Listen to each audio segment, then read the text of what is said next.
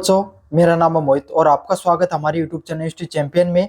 तो आपका जो अगला इंपॉर्टेंट क्वेश्चन है इंडियन पॉलिटिकल सिस्टम का, भारतीय राजनीतिक व्यवस्था के जितने भी महत्वपूर्ण प्रश्न है सारे के सारे मैं आपका करवा रहा हूँ। उसका जो अगला प्रश्न है, भारत में केंद्र राज्य संबंधों की क्या प्रकृति थी और उनके बीच में उत्पन्न तनावों के क्षेत्र को स्पष्ट कीजिए। मतलब भारतीय जो संघीय व्यवस्था को लागू किया गया, जैसे आपने भारत सरकार अधिनियम 1935 को पढ़ा, उसमें प्रांतीय स्तर से आपके सामने द्वैध शासन है वो कहां पर लागू कर दिया जाता है? केंद्र में लागू कर दिया जाता है। इसी बीच में आपके सामने जैसे भारत आजाद होता है तो प्रांत और रियासतें वो किसका स्वरूप ले लेती हैं? राज्य का स्वरूप ले लेती हैं। और इससे निर्माण होता है आपके सामने किसका? राज्यों का निर्माण होता है प्रांतों और रियासतों से, और केंद्रीय सत्ता है वो केंद्र के रूप में तो रहती है। इसी प्रकार से जो पहले केंद्र और प्रांतों के बीच में संबंध थे वो अब संबंध देखने को मिले किसके बीच में? केंद्र और राज्यों के बीच में संबंध देखने को मिले। तो अब अपन को बात भारत के संविधान के निर्माण के बाद में, भारत के स्वतंत्रता के बाद में केंद्र और राज्यों के बीच में कैसे संबंध रहे और उनके बीच में कैसे कैसे तनाव उत्पन्न हुए, कौन से ऐसे क्षेत्र है जहां पे तनाव उत्पन्न हो सकते हैं, इसके बारे में अपन विस्तार से पढ़ेंगे। काफी ज्यादा महत्वपूर्ण प्रश्न है। अपन आगे बढ़े से पहले आप चैनल को सब्सक्राइब कर दो, वीडियो को लाइक कर दो और नीचे जो आपके सामने हाइप वाला बटन दिखाई दे रहा है इस हाइप वाले बटन को भी जरूर से दबा देना है। आपको समझ में आ गया? और साथ के साथ आपको क्या करने वाली पीडीएफ है वो टेलीग्राम चैनल पे मिल जाएगी। टेलीग्राम चैनल का लिंक डिस्क्रिप्शन में दे रहा हूं, वहां से जाकर जरूर से पढ़ लेना। अब शुरू करते हैं अपन इस प्रश्न के सॉल्यूशन की तरफ। भारत में केंद्र राज्य संबंध संघात्मक शासन प्रणाली का एक महत्वपूर्ण हिस्सा है। तो जो संघात्मक प्रणाली होती है इसके बारे में मैंने पिछले वीडियो में भारत सरकार अधिनियम 1935 में भी बताया था। अभी तक वीडियो नहीं देखा है तो प्लेलिस्ट का लिंक डिस्क्रिप्शन में दे रखा, वहां से देख लेना। संघात्मक प्रणाली वो प्रणाली होती है जहां पर राज्य और केंद्र है वो आपस में क्या करते हैं? अपने मिलजुल कर अपने फैसले लेते हैं, नीतियों का निर्माण होता है। कुछ जगह केंद्र मजबूत होता है, कुछ जगह आपके सामने राज्य मजबूत होते हैं। लेकिन अगर अपन विस्तृत दृष्टि से देखें तो केंद्र है वो आपके सामने ज्यादा मजबूत होते हैं। समझ में आ गया? तो इसी प्रणाली को किस नाम से जाना जाता है? संघात्मक प्रणाली के नाम से जाना जाता है। भारतीय संविधान संघ और राज्यों के बीच में शक्तियों का स्पष्ट विभाजन देखने को मिलता है।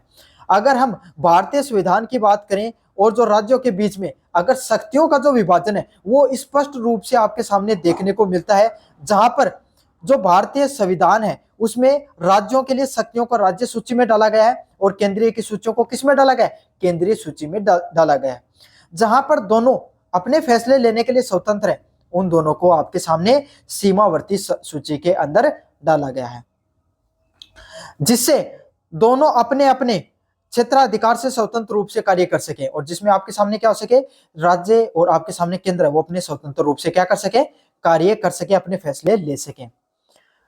व्यवहार में इन संबंधों की प्रकृति जटिल और गतिशील रही है, जिसके सहयोग से तनाव दोनों ही क्षेत्रों में निहित है। मतलब अगर अपन विस्तार से पढ़ने का प्रयास करें तो व्यवहार में इन दोनों की जो प्रकृति आपके सामने, जो केंद्र और जो आपके सामने राज्य है, दोनों को अपने अपने जो नीति या जो फैसले लेने का जो अधिकार होता है इसके बीच में काफी बार तनाव भी देखने को मिलता है, क्योंकि जहां पे शक्तियां होती हैं, जहां दो बड़े संप्रभु रहते हैं वहां पर शक्तियों में तनाव तो देखने को ही मिलता है। अब कौन से तनाव के क्षेत्र हैं उनसे पहले अपन पढ़ेंगे प्रकृति कहाँ, मतलब किस प्रकार की प्रकृति है, कहां पर जो दोनों की जो शक्तियां है उसका विभाजन देखने को मिलता है। सबसे पहले आपके सामने विभाजन देखने को मिलता है विधायी संबंध, जो संबंध होते हैं वहां पर। इसमें क्या होता है? आपके सामने संविधान की 7वीं अनुसूची के माध्यम से विषयों को 3 सूचियों में विभाजित किया जाता है। अगर हम विस्तार से पढ़ें तो 7वीं अनुसूची में क्या दिया गया है? 3 आपके सामने जो सूचियां हैं जहां पर नीतियों का निर्माण या फिर राज्य अपने राज्य केंद्र वो अपने हिसाब से फैसले ले सकते हैं। वो 3 सूचियां कौन सी है? संघ सूची, जहां पर केंद्र सरकार जिन क्षेत्र अधिकार में जिन जो क्षेत्र हैं वहां पर अपने क्या कर सकते हैं? अपने हिसाब से फैसले ले सकते हैं। राज्य सूचियां वो होती हैं जहां पर राज्य फैसले लेते हैं और सीमा सूची में दोनों मिलकर फैसले लेते हैं।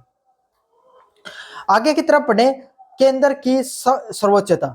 संघ सूची पर संसद को कानून बनाने की अनन्य शक्ति है। अब अपन पढ़ेंगे कि कहां कहां पर किसकी सर्वोच्चता देखने को मिलती है। तो जो संघ सूची है वहां पर जो संसद है उसके पास सबसे ज्यादा अधिकार है, जहां पर लोकसभा व राज्यसभा और जो राष्ट्रपति है वो तीनों मिलकर एक प्रणाली के रूप में कार्य करते हैं, संसदीय प्रणाली के रूप में।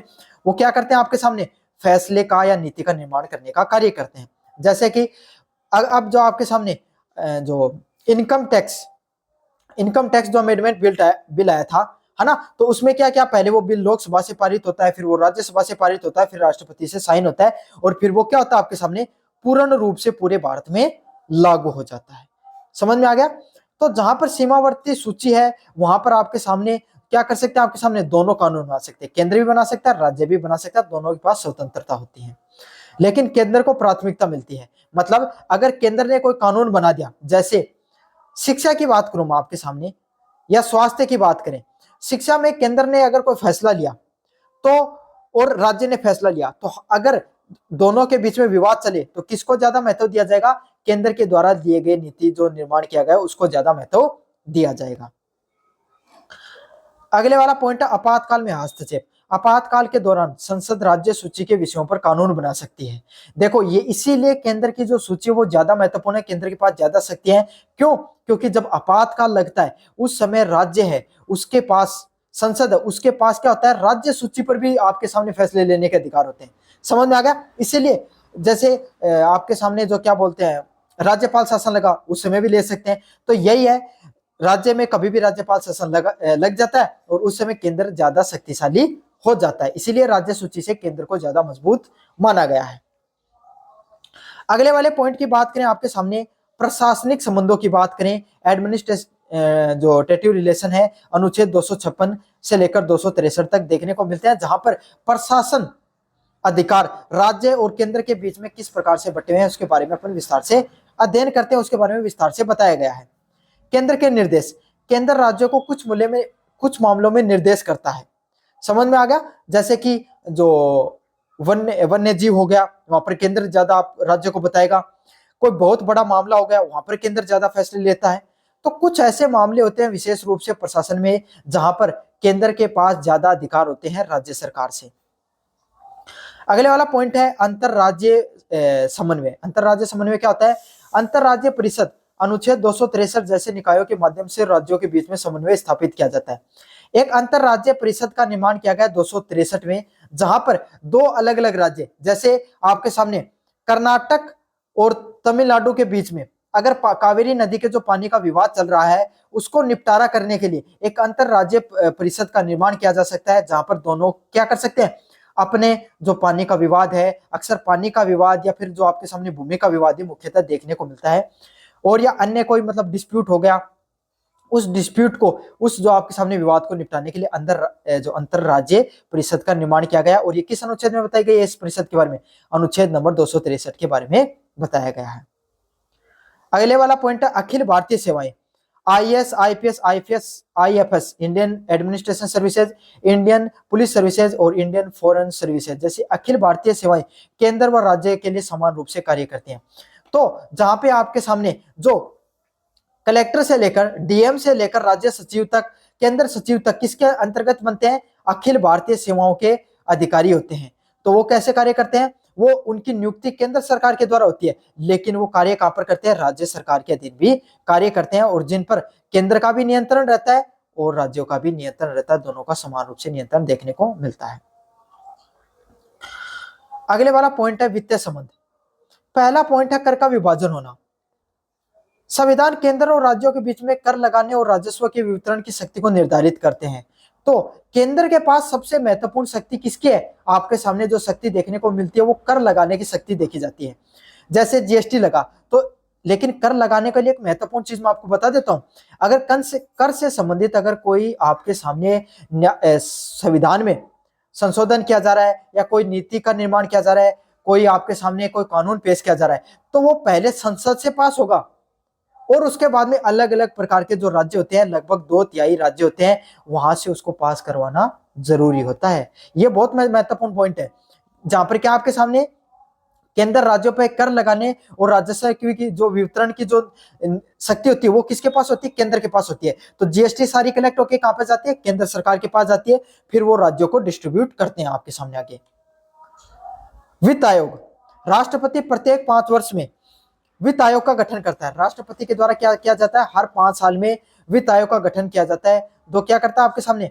राज्यों और केंद्रों के बीच में राजस्व बांटने का कार्य करता है। क्या करता है?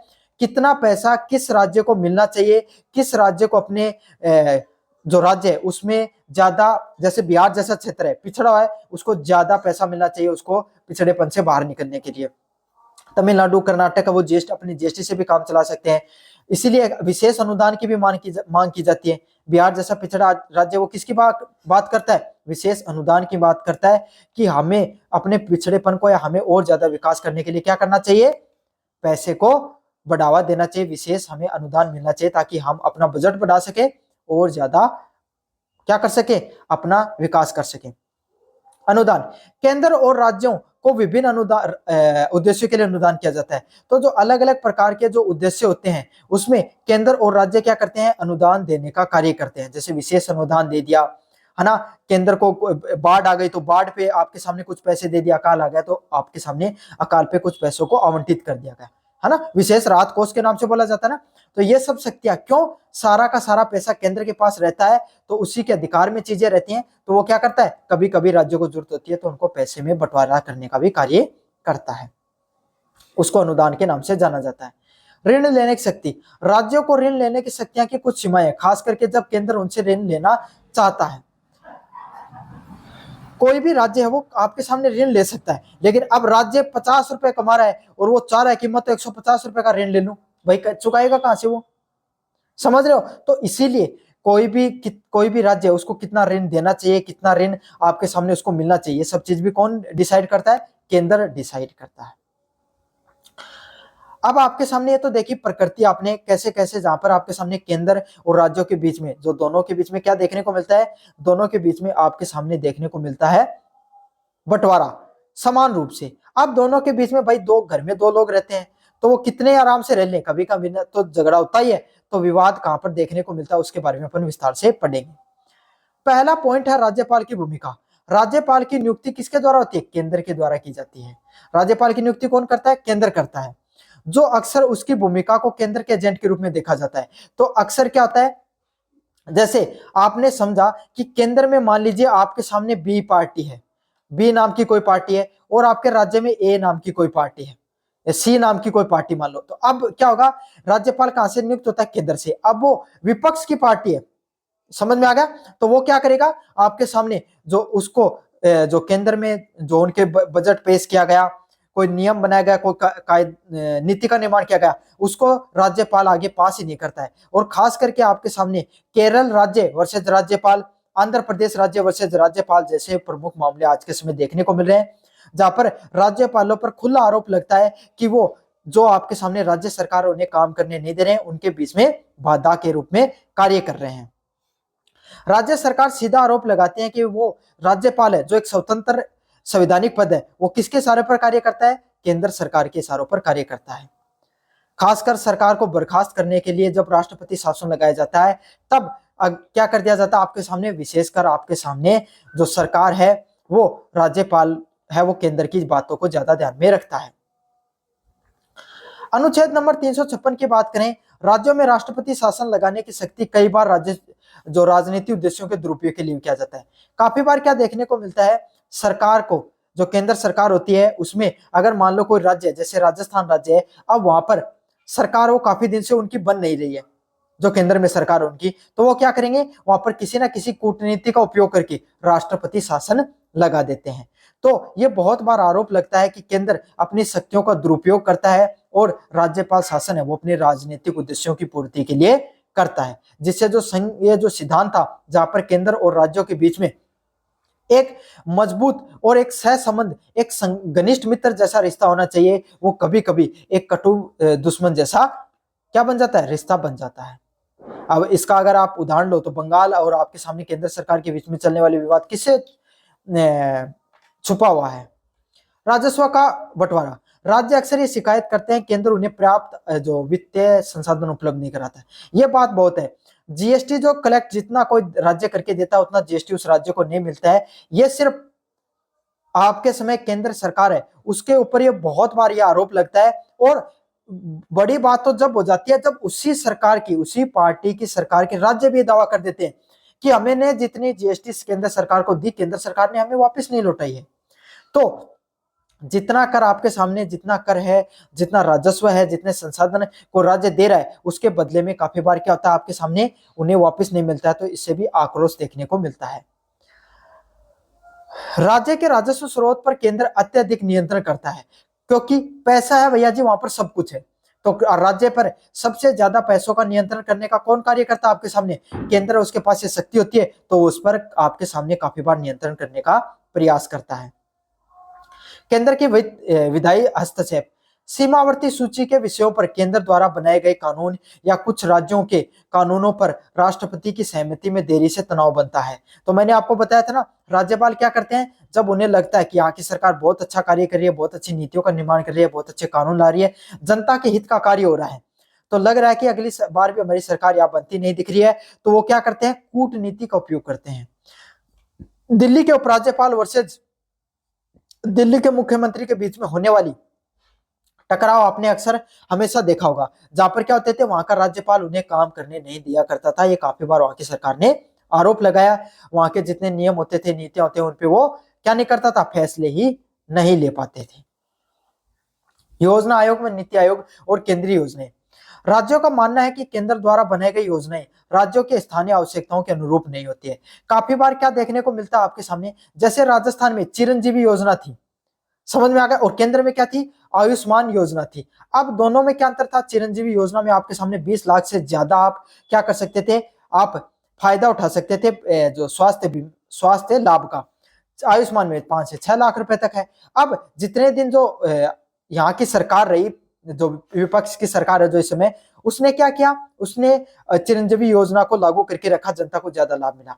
लेकिन क्यों? क्योंकि भाई देखो, ज्यादा फायदेमंद जनता के लिए चिरंजीवी योजना थी, आयुष्मान नहीं थी। सरकार आई, सरकार ने नियम बदल दिया आपके सामने, समझ में आ गया। तो काफी बार ये आरोप लगते रहते हैं केंद्र सरकार पे कि आपने जो योजना बनाई है, माना कि वो हो सकता है कुछ राज्यों के लिए बेहतर हो, लेकिन हर राज्य के लिए समान रूप से सही हो ये जरूरी नहीं होता है। इसीलिए काफी बार जो दूसरे राज्यों पर अपनी इच्छाओं को थोपना भी सही नहीं माना जाता है। अगले वाला पॉइंट है अखिल भारतीय सेवाएं, राज्य अखिल भारतीय सेवाओं पर केंद्र नियंत्रण को अपनी प्रशासनिक स्वायत्ता के लिए चुनौती मानता है। क्या देखा जाता है कि जितने भी आईएएस हो गए, आईपीएस हो गए, जो अधिकारी होते हैं, सचिव होते हैं, ये सारे कहां से नियंत्रित रहते हैं, केंद्र सरकार से विशेष रूप से नियंत्रित रहते हैं। समझ में आ गया। जैसे गृह विभाग के नीचे जितने भी आईएएस आईपीएस होते हैं वो सारे रहते हैं। आईएफएस हो गए तो डायरेक्ट फॉरेन सर्विसेज के लिए जाते हैं, फॉरेन डिपार्टमेंट के नीचे रहते हैं। तो ये जितने भी अधिकारी रहते हैं ज्यादातर केंद्र सरकार से नियंत्रित रहते हैं। ये क्या करते हैं, जब विपक्ष की सरकार बनती है जो केंद्र से विपरीत होती है, उस पर कार्य बाधा का काफी बार आरोप लगता है कि जितने अधिकारी हैं उनको जो आपके सामने कार्य करने के लिए बोला गया वो उस कार्य को पूर्ण नहीं करते हैं, तो जनता को जितना लाभ मिलना चाहिए उतना लाभ नहीं मिल पाता है। अगले वाला पॉइंट आपके सामने भाषाई और सांस्कृतिक मुद्दे, भाषाई आधारों पर राज्यों का पुनर्गठन करना या किसी भाषा को राष्ट्रभाषा घोषित करना मुद्दे भी केंद्र और राज्यों के बीच में तनाव पैदा कर देते हैं। काफी बार क्या होता है, भाषा के आधार पर जो राज्यों का निर्माण किया जाता है और एक भाषा को राष्ट्रीय भाषा का निर्माण कर देता है। जैसे हिंदी भाषा है, वो भाषा आपके सामने उत्तर भारत में काफी अच्छे विस्तार से बोली जाती है, लेकिन दक्षिण भारत में उसको उतनी सहजता से स्वीकार नहीं किया जाता है।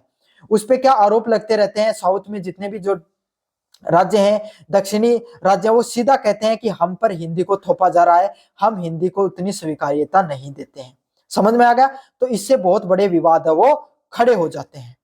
तो यही देखने को काफी बार क्या होता है, इन सब जैसे आज के समय महाराष्ट्र में मराठी आंदोलन चल रहा है, जो मराठी भाषा आपको आना जरूरी है, तो इसमें काफी बार राजनीतिक लाभ भी होते हैं और साथ के साथ क्या होता है आपके सामने लोगों की जन भावना भी होती है कि हम अपनी भाषा को अपनाएं, हम क्यों दूसरी भाषा को अपनाएं जब हमारी भाषा में इतनी स्वायत्ता देखने को मिलती है, जो उसको इतनी सहजता से हम स्वीकार करे हुए हैं। अगले वाला पॉइंट है कानून व्यवस्था, राज्य सूची के विषय होने के बावजूद केंद्र सरकार कभी कभी कानून व्यवस्था में हस्तक्षेप करती है। काफी बार क्या करती है, केंद्र सरकार कूटनीति का उपयोग करते हुए राज्य सूची से संबंधित विषयों पर भी अपने कानूनों का निर्माण कर देती है, जिसमें क्या हो जाता है, दोनों में तनाव उत्पन्न हो जाता है। निष्कर्ष की बात करें, भारत में केंद्र राज्यों के संबंध सहयोग, समन्वय व संघर्ष का मिश्रण है। अगर अपन बहुत गहराई से या बहुत गहरे से समझने का प्रयास करें तो केंद्र और राज्यों के बीच में जो संबंध है वो आपके सामने खट्टे मीठे रिश्ते हैं। काफी बार बहुत समन्वय देखने को मिलता है। जब पक्ष की सरकार होती है, विपक्ष की सरकार हो जाती है, तो वही संबंध खट्टे से मीठे भी मीठे से खट्टे भी हो जाते हैं। एक मजबूत केंद्र राष्ट्र की एकता व अखंडता के लिए आवश्यकता है। अगर आपके सामने एक मजबूत, आपके सामने अगर केंद्र हो, गठबंधन की सरकार के बाद में के नहीं हो, तो आपके सामने क्या एकता व अखंडता का प्रतीक होता है, मतलब बहुत अच्छा रहता है कोई भी देश के लिए। वही राज्यों की स्वायत्ता भी क्षेत्रीय आकांक्षाओं व विविधताओं के लिए अपरिहार्य भी है। विभिन्न आयोग, सरकारी आयोग, क्षेत्रीय आयोग, इन सब ने जो संबंधों को सुधारने का प्रयास किया। काफी बार जब दोनों में विवाद बहुत ज्यादा बढ़ जाता है, तो जो सहकारी आयोग और पूंछी आयोग का निर्माण किया गया, जो इन सब चीजों को क्या किया गया, जो ये आयोग है, इन्होंने क्या किया है, दोनों के बीच में संबंध सुधारने के लिए कुछ सुझाव दिए हैं, जिससे संघवाद क्या हो सके, आपके सामने और अधिक मजबूत हो सके और उसको और ज्यादा संतुलित बनाया जा सके। तो यहाँ पर आपके सामने जो ये है केंद्र और राज्यों के बीच में जो संबंध देखने को मिलते हैं, उसमें उनकी प्रकृति क्या है और उनके बीच में कैसे कैसे तनाव देखने को मिलते हैं, उसके बारे में अपन विस्तार से पढ़ा। कैसा लगा आपको वीडियो जरूर से बताना, चैनल को जरूर से सब्सक्राइब कर देना। धन्यवाद।